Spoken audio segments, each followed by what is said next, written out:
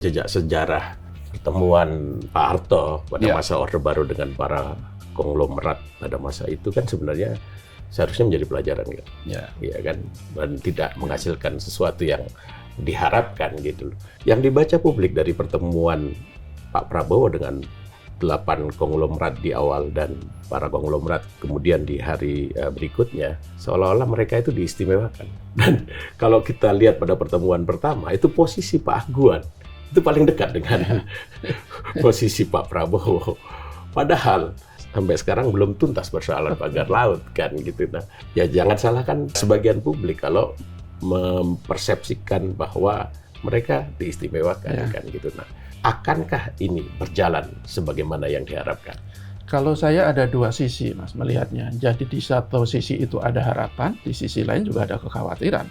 Tentu saja kita berharap Pak Prabowo itu dalam posisi yang betul-betul sebagai kepala negara, sebagai seorang presiden yang punya kuasa penuh untuk memastikan semua orang, apalagi para konglomerat, untuk betul-betul memberikan kontribusi yang besar kepada negara, untuk memastikan semua orang, termasuk para konglomerat, untuk tidak lagi macam-macam melanggar aturan, tidak lagi melanggar atau menindas orang-orang kecil, tidak lagi mengacak-acak lingkungan, tidak lagi menyuburkan pungutan liar atau gratifikasi atau korupsi. Itu yang saya harapkan, dan itu saya pikir harapan banyak orang. Ketika konglomerat itu punya kekuatan ekonomi yang luar biasa, mereka harus dirangkul, tidak boleh dipinggirkan begitu saja.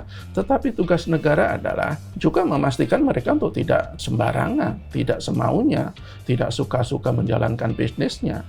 Ada pagar-pagar yang tidak boleh mereka terobos, pagar-pagar yang betul-betul harus dipatuhi dalam hal soal hukum, harus dipatuhi dalam hal soal memanusiakan manusia, terutama oleh rakyat-rakyat kecil. Tapi kalau kita lihat selama ini, para konglomerat itu kan tidak jarang melakukan usaha-usahanya dengan merampas hak orang lain.